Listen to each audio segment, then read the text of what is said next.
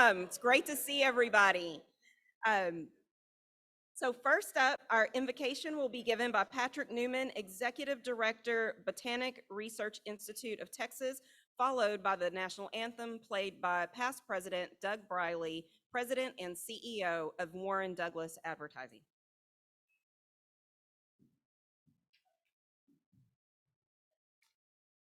Let us pray. Our Father, who art in heaven, we bow our heads before thee and express our gratitude for the blessings which thou hast so abundantly bestowed upon us. We are grateful for the position each of us finds ourselves in and the opportunity it affords us to dedicate our time, talent, and treasure as we place service above self. Father, we ask that thou would bless us to be more fully aware of the gifts and talents which thou hast given to us, and that we might better employ these in our efforts to strengthen the feeble knees, lift the hands that hang down, and calm troubled hearts. We are grateful for the blessing it is to live in Fort Worth, Texas.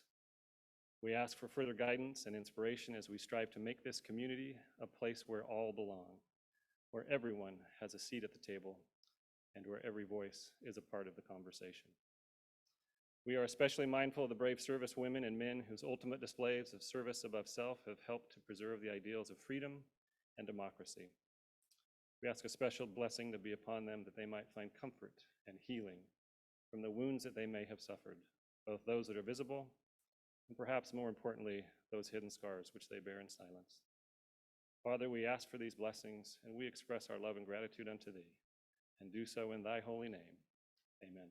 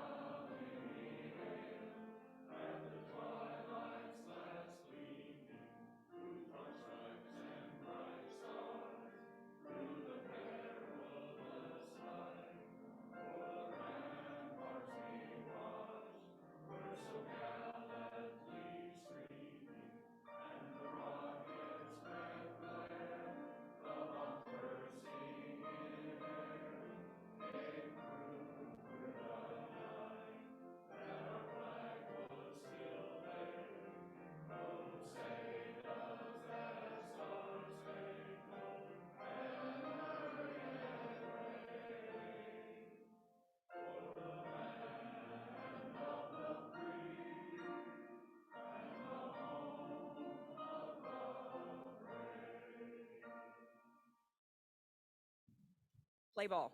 You may be seated. And now for our test, we have a test here. If you will repeat with me, 1, is it the truth? 2, is it fair to all concerned? 3, will it build goodwill and better friendships? And 4, will it be beneficial to all concerned? Thank you. You all passed the test. Next up, we welcome Richard Knight, Vice President and COO of Night Waste Services, to welcome our visiting Rotarians and guests. Richard.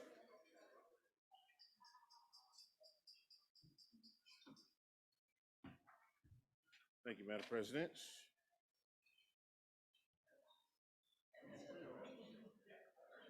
Full house. Noisy room today. It is full house today. Yeah, all right.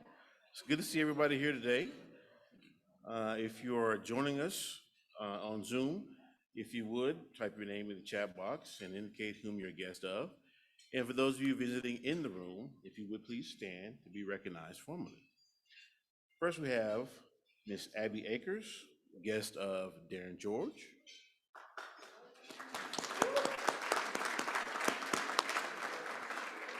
We have Leah Hershey, also a guest of Darren George.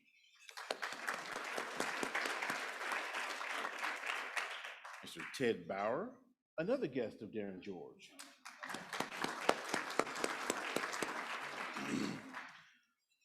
Tyra Ingram, guest of Nathan Schreiderman. Can you make it? Okay. David Lewis, guest of Ed Macklin. I know he's here because I saw him earlier. Molly Woodridge, a guest of Wanda Bonder.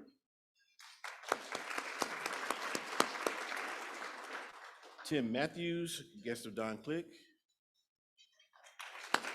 Yeah.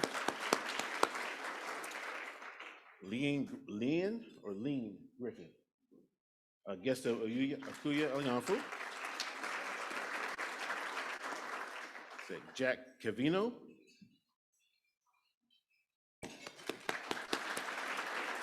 And Cody Sennett, guest of Michelle Macklin.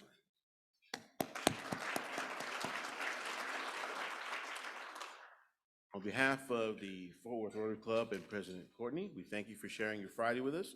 We hope you come and see us again and enjoy the rest of our program. Thank you. Thank you, Richard. Now, you know, this is probably the most terrifying moment when I don't see my newscaster. So despite Darren George having all of these guests, not seeing Darren George, CEO of McKinsey Easton, where is Darren? I hear maybe Fernando can step in. Is there a Fernando in the house? Oh, here he comes. Fernando Costa.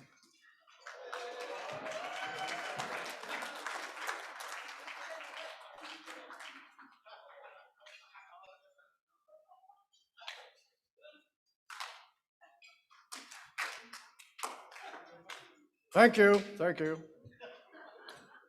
Darren texted me before and asked if he said he wanted the funniest person to do the newscast today. Well, you got me, and let's be funny, the standards aren't that high around here because everybody laughs at Gary Cumpy.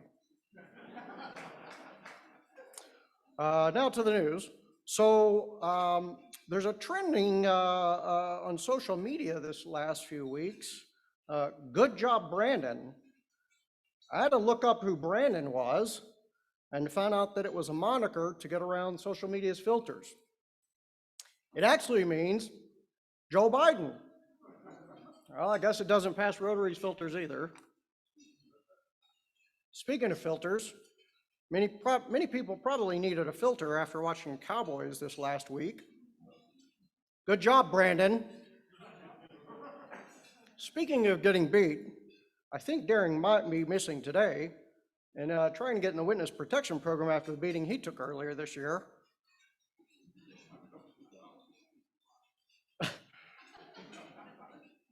Sesame Street character Big Bird announced on social media the other day that he received a COVID vaccine shot. Shortly thereafter, Green Bay Packers announced that they were intent to draft him as their quarterback.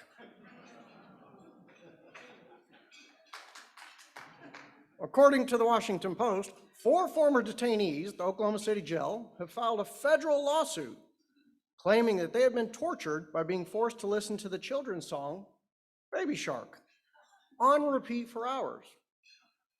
I'd say that's cruel and unusual punishment. And if you were to ask me, I'd say we need to definitely have prison reform.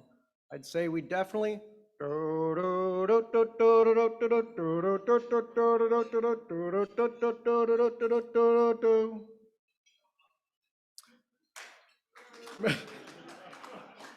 McDonald's this year is celebrating the 40th anniversary of the Mcrib sandwich. For those who love your Mcrib sandwiches, the spokesperson for the restaurant did say, however, that it was made today. And the last time I did the newscast, Ty Simpson, there's no Ty's in the audience today, helped me do the political newscast. And we have a local announcement this week. Our very own Rotarian District Attorney Sharon Wilson announced she was not going to be running for a new term. Ty, do we have a new announcement that we need to make now?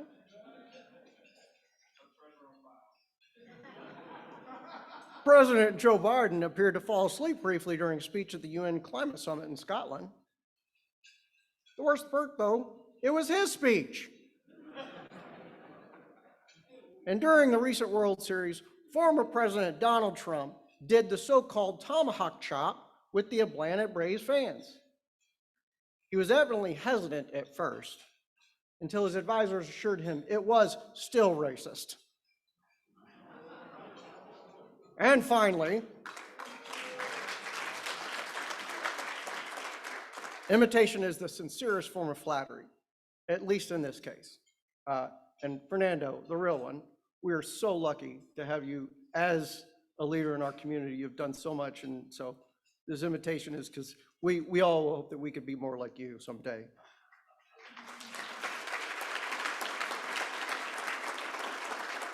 The weather this weekend will be sunny with lows in the 40s and highs in the 60s and 70s. No matter what the weather is, may the road rise to meet you. May the winds be always at your back. May the sun shine warm upon your face. The rains fall soft upon your fields. And until we meet again, may the good Lord hold you in the palm of his hand. Thank you.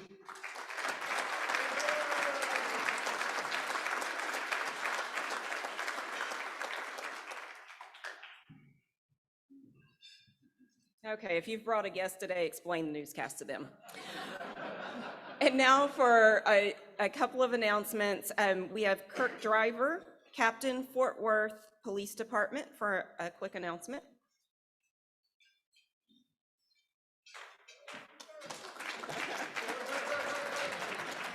Thank you, Courtney.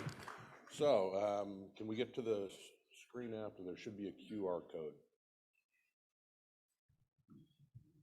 Okay, first of all, Fort Worth Rotary Club has decided to sponsor the Fort Worth PD's Cops for Kids program. We're doing a Christmas thing called Cops for Bikes.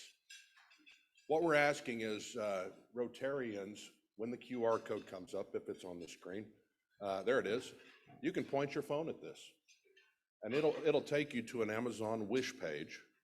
And should you so wish to do so, we'd love for you to sponsor a bike for a needy child in our community. The Fort Worth PD Cops for Kids program will be delivering those to those children. The information is at the bottom of the page. So, thank you very much. Y'all have a great day. Thank you, Captain Kirk. And I will send that out in my three things. I'll make sure that you get that link if you so choose to sponsor a bike. And now we have a special request from past President Carlo Capua, now the Chief of Staff for Mayor Maddie Parker. Come on up. Deputy. Thank you. Yes, the deputy is kind of like being Barney Fife. I have a request from all of you. So many of you know, as a business organization, North Texas, Dallas-Fort Worth is being considered for one of the host cities for the World Cup when they come in 2026, which is a really big deal because every World Cup game has the economic impact of one Super Bowl. And the final has the economic impact of 2 Super Bowls, and Dallas-Fort Worth has a good shot of getting that for the final. That being said, we are also being considered to be the new home for the CrossFit Games, which is huge. Their president is coming on Monday to check out Fort Worth. So I'm putting together a video. Essentially, the theme is We Want the Games. So what I'd like to do, if those of you that were here during the YWLA, I did a little selfie and I turned around and everybody said something. I'm going to start selfieing this way. And I'm going to say, we are the Rotary Club of Fort Worth and then 1, 2, 3, we want the games. Okay, if I can get everybody to say that, let's practice one time. We are the Rotary Club of Fort Worth and we want the games. Yes, perfect. And if we can applaud after that, and that would make the video wonderful. All right, we're gonna get this in one take. Let me get the banner right there. All right, let's do it like this. All right, here we go. We are the Rotary Club of Fort Worth and we want the games.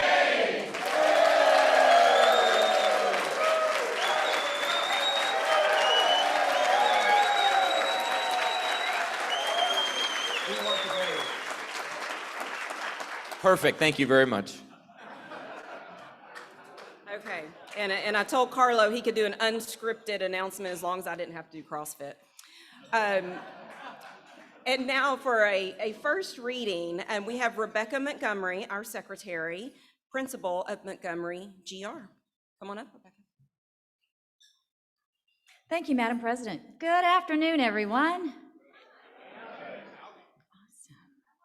Awesome. Today we have one first reading. The proposed member is Melissa Rankin.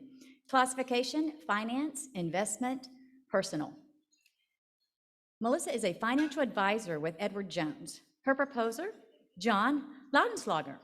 If no written objection is received in the Rotary office by our next meeting, Friday, November 19th, this proposal will be given a second reading and voted on by the club. Thank you, Rebecca. And now we have a couple blue badges to present. So if I could have William Johnson and Laura McWhorter come up and get your blue badge. As a reminder, our Rotarians start out with a red badge. They do 6 acts of service to earn their blue badge. And my advice is to get it quickly.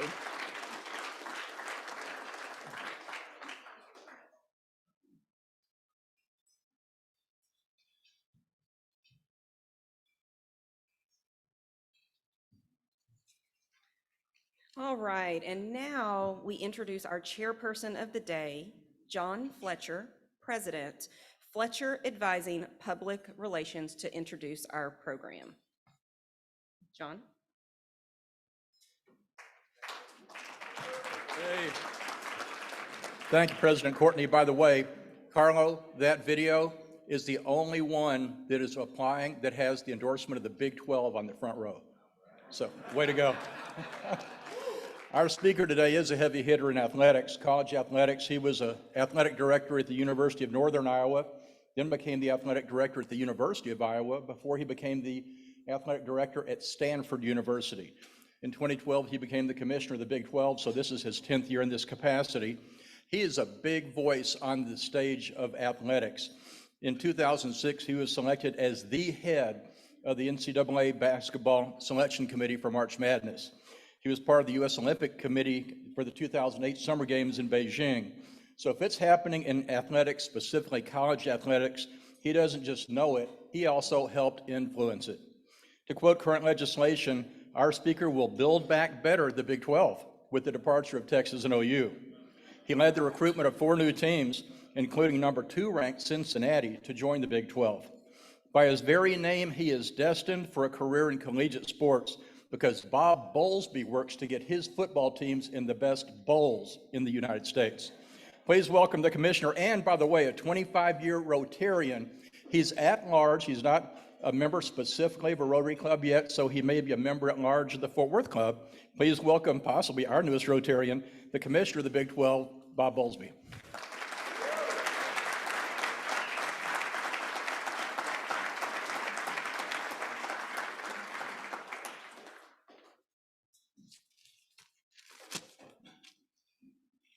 Yes, I've done a lot of Rotary luncheons as a member and as a speaker. This one's particularly interesting because we've had such a quiet summer and fall. I was on the campus of the University of Kansas on the day that we first had the rumor break that OU and Texas were leaving for the SEC.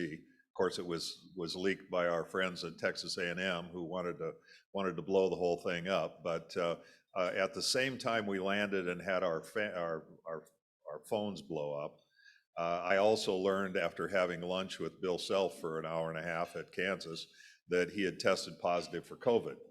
So I went straight home and began infusing brown liquids, and my wife, she always knows when that's the case. If I go straight to the ice and the brown, she knows it hasn't been a very good day. And so we've had some times recently where we didn't have very good days. There isn't any doubt about that. In fact, I've been my wife had a foot surgery on Monday. And it was about a 2.5-hour reconstruction of her big toe on her right foot. And so she's been on Oxycontin all week, and I've been her nurse. And thank you for getting me out of the house. I'm so pleased to have some place to go for respite. And the whole time I've been here, no one has bossed me around. So I'm grateful. Thank you.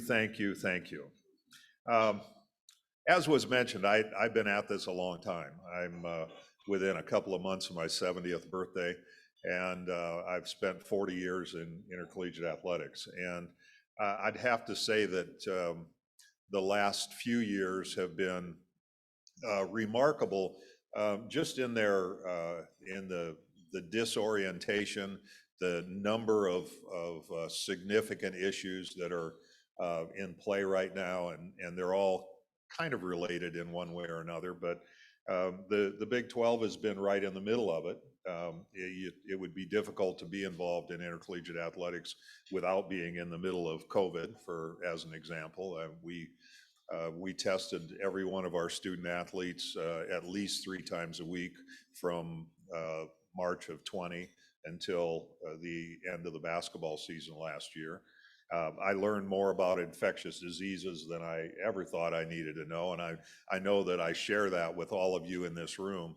But it is a unique responsibility to have the welfare of 18 to 22-year-old kids in your hands as you think about how we make decisions. And you know, we canceled our basketball tournament in March of 20, and from that point forward, as much as we tried to make plans, as much as you all tried to make plans, I think we all figured it out that you can't make long-range plans when it comes to the virus.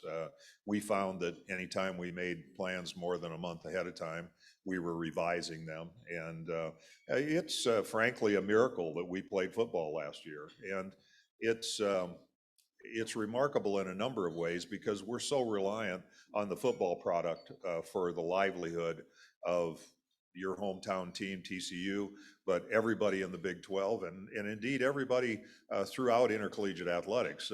Football, from a media standpoint, we derive about between 80 and 90% of our TV revenue from the football product. And so to have that shaky, and as much as our television partners are good friends and good colleagues and good business partners, they aren't going to pay us for games we don't play.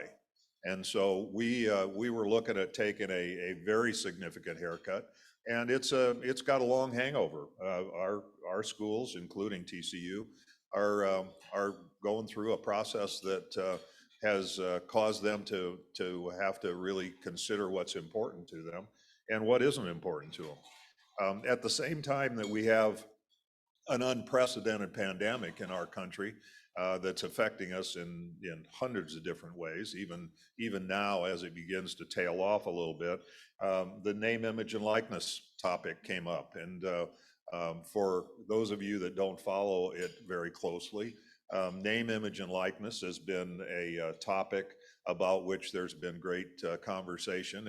And I think we finally have come to the conclusion that student athletes and indeed all of us, each one of us in our own right, have a right to our name, image, and likeness, and we should be able to act upon that and derive profits from it if we choose to work hard enough at it, and if we're popular enough. And you know, with social media, we now are in a situation where you know, we really don't know what exactly we have in front of us from a social media standpoint. I have a daughter-in-law who is just barely 30 years old, and she and her business partner have a blog, a fashion blog that's now kind of evolved into a young mom's blog. And completely astonishingly to me, she and her business partner made $2.5 million last year. And she could literally do her job in her nightgown. But they work with Nordstrom and Neiman Marcus and Macy's and all kinds of major organizations around the country, mostly promoting products for young moms. And it's just astonishing how social media has changed our lives. You know, it's also astonishing to think that it wasn't until 2007 that we had smartphones. Think how that's changed our lives over that period of time. So what we now have is a population of athletes who have grown up in a social media environment. They know how to activate around Instagram and TikTok and lots of other sites that I've never encountered, but they know how to make money at it. And they, in some measure, are trading on their reputations as athletes, but they also, I think we now have to acknowledge that they have a life outside of their athletics prowess, and they get room, board, books, tuition, and fees for participating in college athletics, but they still have some opportunity to their name, image, and likeness outside of that. And it's a very complex environment. It's very difficult in a recruiting space because it quickly becomes inducements for making a choice of where you're going to go to school or making a choice where you might transfer. That's the other thing one other thing that has been new. Student athletes can now transfer almost without impunity. They get one transfer without any penalties, and they get a subsequent transfer at their discretion with what is called a transfer residence requirement, where they'll have to stay there for at least a year before they can transfer. And you're now hearing reports of young people that have transferred 4 or 5 times during the course of their college career. And I mean, think how unusual that is for all of you. I'm going to guess that most of you started out at an institution and stayed at that institution throughout your college career. Well, that no longer is the norm. And yet you hear about kids going into the transfer portal. Here's what you should take away about the transfer portal. In the sport of football, there were about 2,200 young men that went into the transfer portal this year. Of that 2,200, about 40% were walk-ons. And by walk-ons, I mean they didn't have a scholarship. So they went into the portal to find a scholarship when they didn't have one. The other 60% of that group, 50%, left a scholarship at an institution where they had originally matriculated, and they didn't find another scholarship. So they walked away from a playing opportunity and a scholarship, and now don't have a scholarship. I mean, it's really sad that kids have, the attention span of young people, it's one of the reasons why you see our student sections half full in the second half. Their attention span is not what it was, what ours was when old people like me were growing up. We would focus on a football game for 4 hours. Well, today's kids are not sitting in front of the TV. If they are, they got 3 other devices with them, and they're they're consuming sports and everything else in small bites. And they're moving from one place to another, and they don't want to be off of the internet, and they don't want to be out of touch with their friends. And so it's greatly changing the consumer that's out there consuming college sports and to some extent professional sports.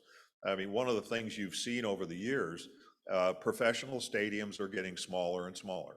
And that's a reflection of the fact that people want upscale amenities, and that they're unwilling to commit to week after week after week of attendance at a particular place at a particular time. And the same is true in college. My colleagues are very concerned about another thing, and that is it's related to the changing trends of young people, but the average college football fan is in their early 50s. The average college football fan. Now, that means there's a bunch of 70 and 80-year-olds, which I used to think was old. I really don't think it's that old now. And I know that some of you share that thinking with me, but there isn't a growing supply of 30-year-olds to replace that 80-year-old that no longer can negotiate the steps. And so, when you combine that with the realignment that we've gone through, and it's really kind of been amazing, the Oklahoma and Texas departure from the Big 12 is really the first time that the top of the food chain has moved in any of the conferences. It's typically been, the schools in the middle to the lower end of their conference would move and for greener pastures. You look at the 4 that left the Big 12 in 2010 and 11, Texas A&M is probably the one that is the biggest winner in that. Colorado has been habitually in the bottom half of the Pac-12. Nebraska, it's arguable that they'll never return to their previous status. And Missouri has been a cellar dweller in the SEC since the time they left. And so, you know, it's, I'm not making any predictions, and it's not that I don't think that we compete well against the SEC. I mean, we've won the SEC Big 12 Challenge 8 years in a row in basketball, and right now we have a 5-1 record against them in the postseason in the last 4 years. So, you know, we're not doing too bad a job of competing against them, but the top of the food chain moves from our conference to the SEC, and then you see the trickle down that took place. It affects the American Athletic Conference, it affects the Sun Belt, it affects Conference USA, and it's still having a trickle down effect. So all of that, when you think about the portal and you think about name, image, and likeness, and the Alston lawsuit, and you know, we got murdered in the Supreme Court on the Alston appeal, and so college athletics is under a level of stress that is truly unprecedented, and it's hard for universities to deal with it. Those of you that are closely affiliated with the university know that this next statement is absolutely true. Universities are very good at getting bigger. They're very good at identifying challenges and addressing those challenges through educational programs. They are abysmal at getting smaller and right-sizing and doing workforce reductions and those kinds of things. And athletics is the same way. And so we likely have a difficult time in front of us. And as we have come to, you know, I was visiting with a couple of people early before lunch, and the Big 12 is a relatively small operation. When I left Stanford, we had 550 staff members on our athletic staff. At the Big 12, I have 35 full-time equivalencies. We're a small operation, but we pass through about $450 million a year to our members. And so we have a big role in the lifeblood of our members, and our conference's budgets range from around $85 million a year to over $225 million a year. So that $45 million in distributable revenue is differentially important depending upon how large your budget is. But we compete as well from top to bottom as any conference in the country. We have great games, just like the one last week. You have a relatively highly favored team in Baylor coming into TCU, and TCU loses their coach and has had a struggle this year. And it's not at all surprising that we have that level of competition, and it's that way top to bottom. You know, even Kansas, who has dwelled near the bottom of the league in football and conversely dominated the top of the league in basketball, you know, even they played a great game against Oklahoma, and you know, a top 5 ranked team. So I think we have a lot going for us. I think the future is bright. We added if you use the recruiting vernacular, we added the 4 best athletes that were out there in Cincinnati and Central Florida and Houston and BYU. We added great recruiting areas. You don't replace Oklahoma and Texas, and I wouldn't make any presumptions that we could do that, but they're going to be with us for a while. And so we're going to make the best of it. We're going to continue to treat them well, and I'm guessing most of our members are doing everything they can to try and send them out the door with as many losses as possible. But you know, notwithstanding that, we're going to make sure from the conference office that the games are well officiated and fair, and that the student athletes get a chance to live out their dreams, because you know, some of them will never see the transition. In fact, there'll be coaches that don't see the transition. But it's a very interesting time. I have to admit that I have I take some consolation in knowing that I'm getting close enough to retirement that I could walk away if I needed to. But frankly, I can't do that to our continuing members. We're in a period of transition that is complex. I mean, we're having meetings with the 8 continuing members, and we're having meetings with the 10 members that include Oklahoma and Texas. We're having meetings with the 8 continuing members and the 4 new members, and we're having meetings and get-togethers with the 14. And there'll be a 2-year period in 23, 24, and 24, 25, where there'll be 14 of us in the league. So, I mean, we have to color code the agendas just so everybody can get to the right place at the right time. And, you know, there are certain things you don't talk about in the presence of some of the others, and there are certain things that you have to have everybody included in. I mean, pardon my French, it's a shit show.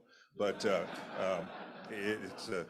but having said that, it creates some challenges and it creates some opportunities. And so we'll do everything we can to work our way through it. And of course, we spend a lot of time talking about football this time of year, but men's and women's basketball have cranked up, and all our winter sports are. And we've conducted championships in volleyball and soccer. And in fact, congratulations to the TCU women's soccer team. They won both the regular season and the championship game last weekend. And so, you know, it's we're not spending very much time dwelling on the acrimony that we have in our own league, or in getting caught up in some of the national issues that are very real and are going to be around for a while. Many of them are very long standing, and they're going to have a long shelf life. But intercollegiate athletics has been resilient through the years in ways that are almost truly remarkable. It's the Collegiate Athletics Scholarship Program is the second largest scholarship program in the history of our country, second only to the GI Bill. It's changed millions of lives. I happen to think that my scholarship, which was room, board, books, tuition, and fees, and $15 a month laundry money, was a pretty darn good deal. And I continue to think that we start every day by remembering that we're here to try and help 20 or 18-year-old adults or 18-year-old adolescents become 22-year-old adults, and at the same time get a good athletics experience and get a good education. And if we ever let ourselves get too far into the weeds, away from that as our baseline, we will forever change college athletics. And there are those who would like to change it permanently. There are those who would like to have college athletes be employees. They'd like to have them have the opportunity to collectively bargain and to be full-time employees on campus. I just personally don't think that's the right way to go. I don't think that's what American higher education is about. And I think it completely ignores the fact that you know, most of the sports that are sponsored on college campuses don't enjoy an enduring public like football and men's basketball do. They don't. The football and basketball kids don't work any harder than the wrestlers or the swimmers or the track athletes.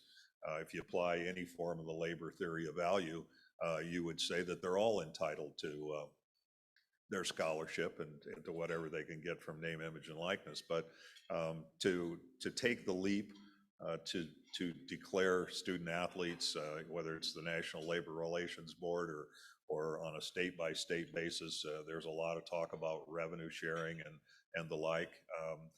I just maybe it's an old man talking, but I don't think that's what American higher education and the American collegiate model is. We're the envy of the entire world. At my time during when I was on the USOC board, about 85% of America's Olympic team, summer Olympic team, comes from America's colleges and universities. Think about the impact upon our international efforts if college gymnastics goes away, college tennis goes away, and college track and field goes away. some of those guys are endangered species.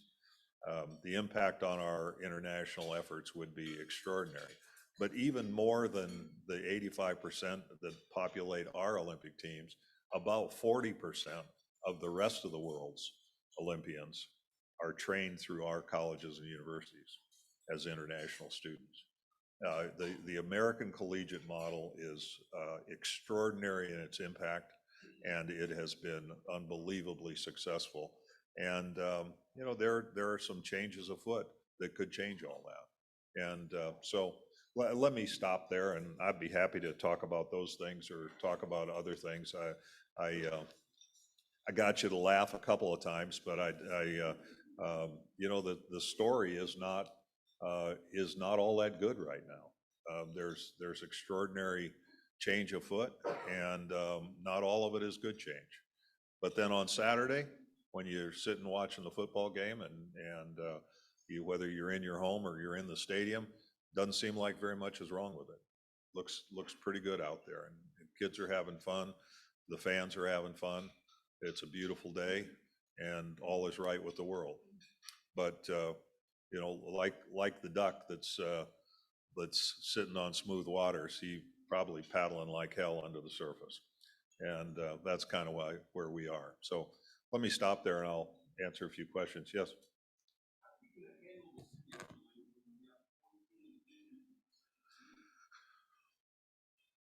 You got me.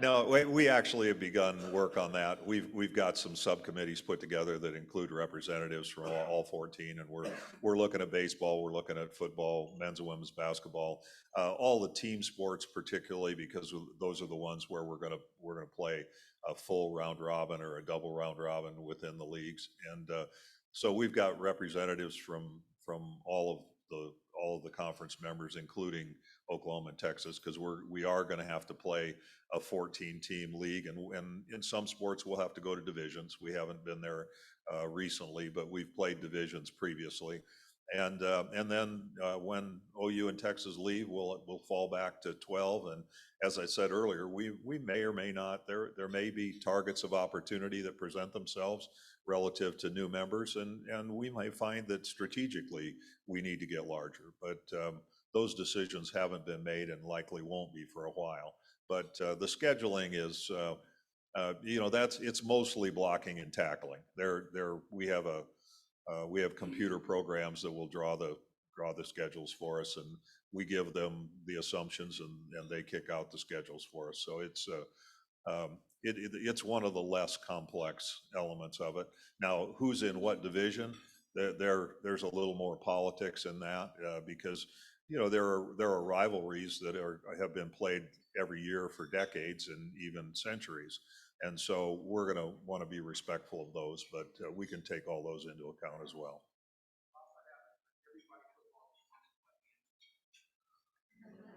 Well, we think Kansas will get good enough that they won't want to do that. And so, I think that's one of the things that it's a very egalitarian environment. We really are socialists. We're sharing a lot of NCAA revenue money. We're sharing a lot of TV money. In some cases, we're sharing gate receipts. And the reason we are is because it's believed through the years that broad-based programming made a lot of sense. And so that may change over time as well. But for right now, we have, most campuses have 2 sports that are making a profit, and those profits go to not to pay shareholders, but instead to support broad-based programming. And so one thing about it, whoever, as Hayden Fry used to say, the sun doesn't shine on the same dog's rump every day. And I never understood it till I moved here, but now I get it. I'm not talking Texan yet, but I'm fixing to learn. So anyway, I think it's easy to forget that Kansas was in the Orange Bowl just 13 years ago. I'm sure it seems longer than that, but it's so. Yes. Back to the name, image, and likeness. So are there any safeguards in place to keep the players from suing the coaches for not getting enough play time? Because not all your play time is based upon your athletic ability. Ideally, you know that the guy's got a bad attitude, he has to sit out a game. That could affect his record. Well, that's one of the reasons you see guys come back from the pros to coach in college, because being the head coach at a college is the last bastion of dictatorship, and you really do control everything, and you know, anybody can sue anybody for anything, and we live in a highly litigious environment, and so it isn't entirely unforeseeable that something like that could happen. I think you know, when you think about name, image, and likeness, some of it is tied to the amount of playing time you get and the number of touchdowns you get and those kinds of things. You don't hear much about that in the NFL, although the Odell Beckham Jr. thing is kind of akin to what you're asking about. But I think you know, that may be a mezzanine problem that's down the road a ways. But you know, there are as we thought, there are not a lot of kids making a lot of money in name, image, and likeness. There are a few that are making big money. But then you also find situations like, you know, how would you like to be the guy that signed Spencer Rattler to the big deal with 2 cars and some cash and what have you, and now he's sitting on the bench? I mean, or the kid that signs a big deal and then gets arrested for drunk driving. You're really rolling the dice when you're talking about paying huge amounts of money to 17, 18, 19-year-old kids. And many of them have representatives and probably, I mean, that's one of the things that was permitted. My only complaint about name, image, and likeness is it doesn't have enough guardrails around it right now. And the NCAA did that intentionally because, and against the recommendations of myself and some others, because they didn't want to get sued. You know, anytime you put limits on anything, somebody's going to challenge you as a restraint of trade. And so, you know, I've learned more about Article 1 of Sherman than I ever imagined there was to learn. But you know, we're under heavy antitrust scrutiny, and I think we're going to continue to be for a while. So. Yes. Right.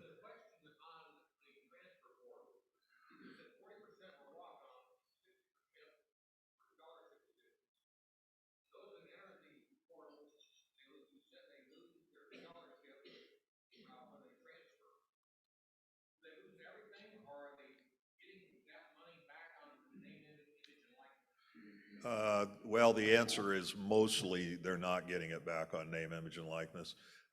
They are, the scholarship right now with the judge's edict in what's called the Alston case, the scholarship is room, board, books, tuition, and fees up to the full cost of attendance, which can be somewhere in our league, it's between $3,000 and $6,800, depending on the institution.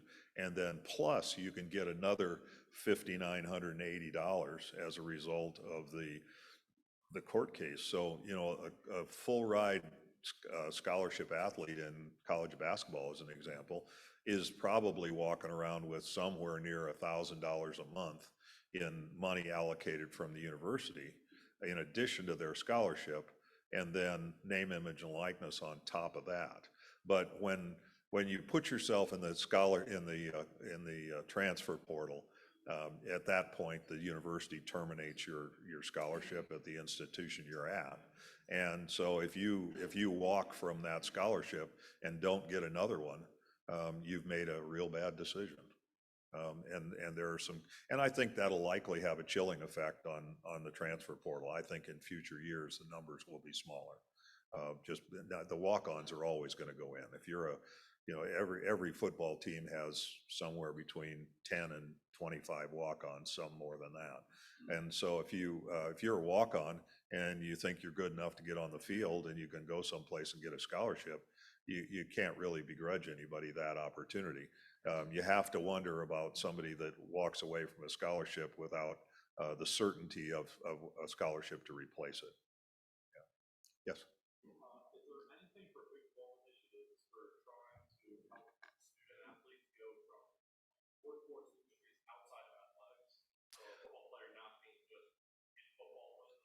Yeah, well, I mean, everybody, whether a football player or any other athlete, ought to be thinking beyond um, their life in sports, because uh, of the college kids that come in and play college football, there's about 3.5% of them that ever get a chance to even attend a training camp in the NFL. I mean, that you look at the thousands and thousands of high school athletes that are out there, and a lot of them very good ones.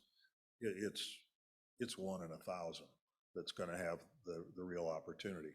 And yet, excuse me, and yet, when college basketball, men's college basketball players were polled, 70% of them said they thought they had a legitimate chance to maybe play professionally at some point in time.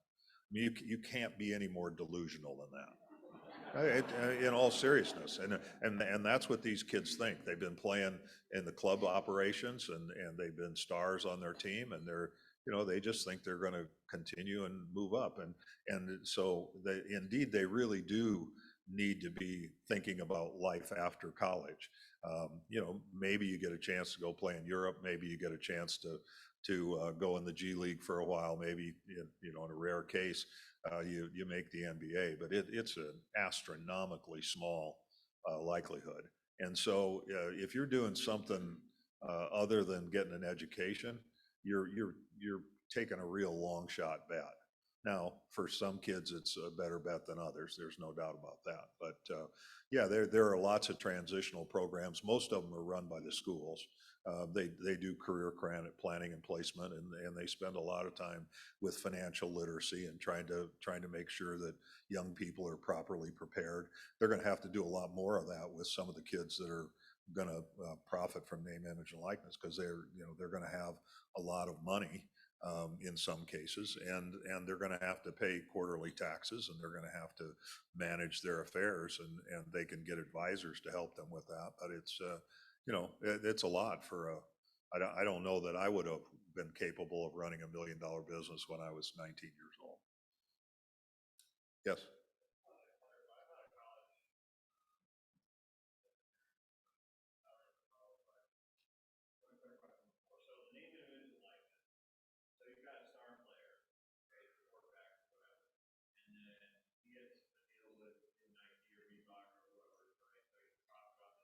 Well, the shoe and apparel contracts are a little bit different, but yeah, go ahead with. Yeah. Right.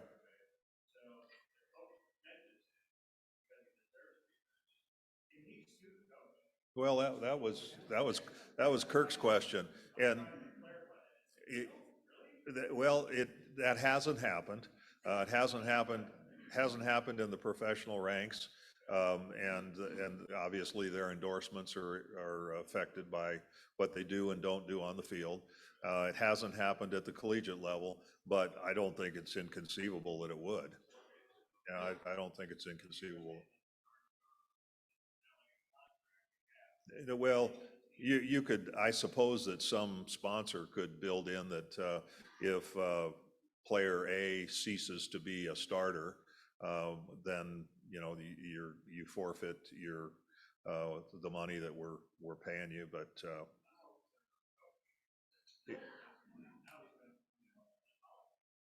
yeah, well, pursuant to my earlier comment about it being the last bastion of dictatorship, most of them aren't thinking much about that, but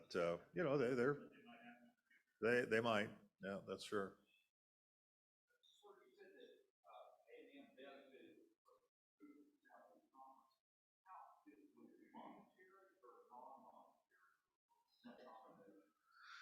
Well, I honestly, I wasn't here when they made the move. I was always told that the best benefit they got from moving to the SEC was getting rid of their affiliation with the University of Texas. Now, whether or not that's true, you could opine on that. But A&M has they've been close to making a splash in the SEC. When Johnny Football was there, they were they were top of the heap. They've been good off and on. Nobody else has beaten Alabama this year. And so they're close, but right now the money's about $10 million a year difference. And that's mostly due to the SEC network, which is, that's the other thing that's happening in college athletics is that a lot of the networks are all getting smaller, including the SEC network, the Big Ten network. Same thing's happening in your community. The number of cable households is declining about 3 to 5% a year, and the migration is going to streaming. And so the underpinning of the college football ecosystem is a lot of that media money. And so they made a move that competitively is good for them, that was financially pretty good. The SEC is distributing a little bit more. We'll distribute about 44 million this year, and the SEC will distribute somewhere in the low 50s, and the Big Ten's about the same place. But it's when you think about the grand scheme of things, it's a relatively modest amount of money.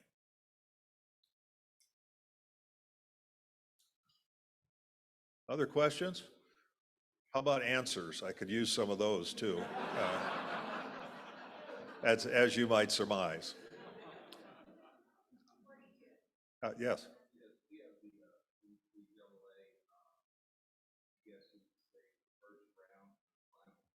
Yeah.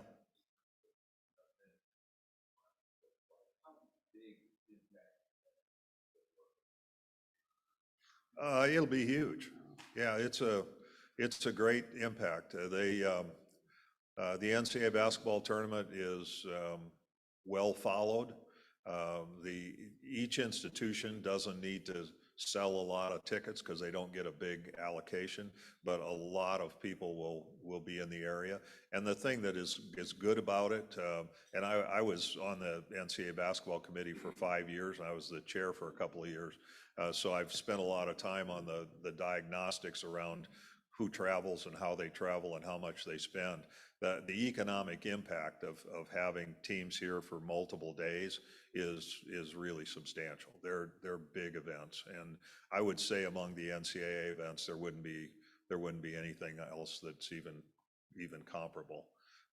If you had a college football championship game, obviously that would be a bigger deal, but the Final Four is a huge event. They're ticket sales driven, and it doesn't matter who your teams are going to be in your venue here. It'll be sold out, and they'll be traveling in, and they'll be renting cars, and they'll be staying in hotel rooms and eating in restaurants, and it's why they're so highly sought after. They are very good events.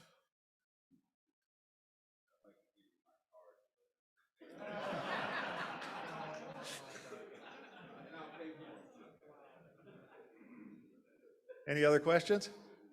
Well, thanks very much for having me. I always love being with Rotarians. Thank you.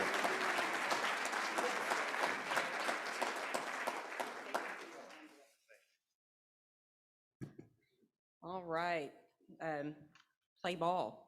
Play lots of ball and bring lots of other people's money into our community. We like that. Couple of quick announcements. If you would like to sponsor a meeting, please see Mark Maurer. We have both virtual and in-person sponsorships available. What's our next slide? Do we have a slide? The Paul Harris Point Match Program is still going on through the end of the year. The district will match donations between $250 and $500. So essentially, Paul Harris Fellows are on sale. So if you'd like to take advantage of that, you have until 12/31 of this year. And then right after this meeting, our Veterans Committee will be meeting in the parking lot of First Methodist, and they'll be distributing 30 meals to veterans today, just after this meeting at 1:15. If anybody would like to help them with that, see Don Click. He is just over here, and he will get you hooked up, deliver 1 meal, 2 meals. They would greatly appreciate it. Next week's program is John Goff, Chairman, Golf Capital and Crescent Realty. With that, we are adjourned.